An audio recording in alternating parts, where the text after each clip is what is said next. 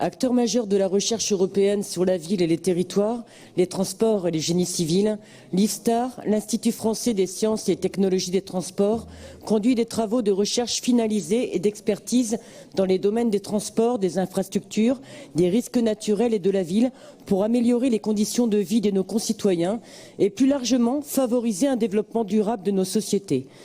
Précisément, l'objet de cette convention serait de favoriser en Nouvelle-Aquitaine les recherches en termes de mobilité intelligente.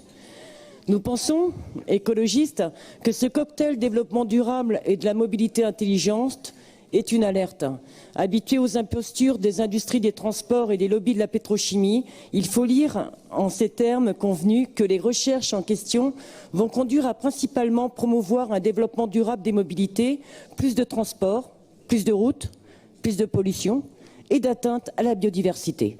On peut prendre pour illustration un thème de recherche dont l'IFSTAR a l'air particulièrement fier pour vanter son expertise et son audace dans le domaine des mobilités. Celui du platooning.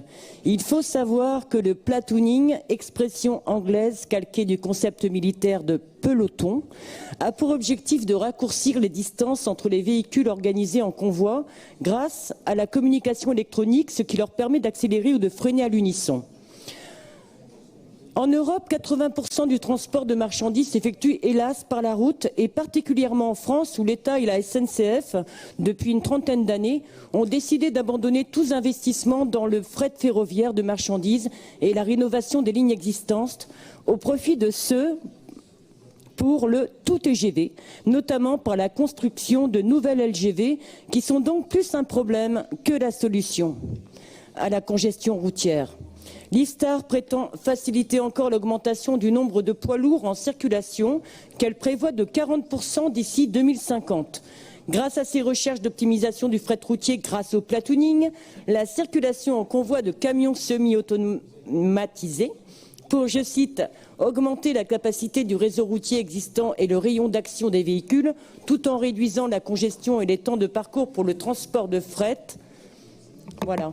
Donc, cerise sur le gâteau, j'ai bientôt terminé, mes chers collègues. Cerise sur le gâteau, cet institut se vante aussi d'apporter une partie de la réponse à la pénurie annoncée de chauffeurs routiers et accroître ainsi la compétitivité des transporteurs. Comment peut-on dépenser l'argent public ainsi? Car cette convention se traduira bien sûr à terme par des financements régionaux pour financer des études de la même nature, de la même mouture que celle-ci, qui a pour visée d'augmenter le trafic routier des poids lourds et va donc à l'encontre d'une conversion écologique des transports.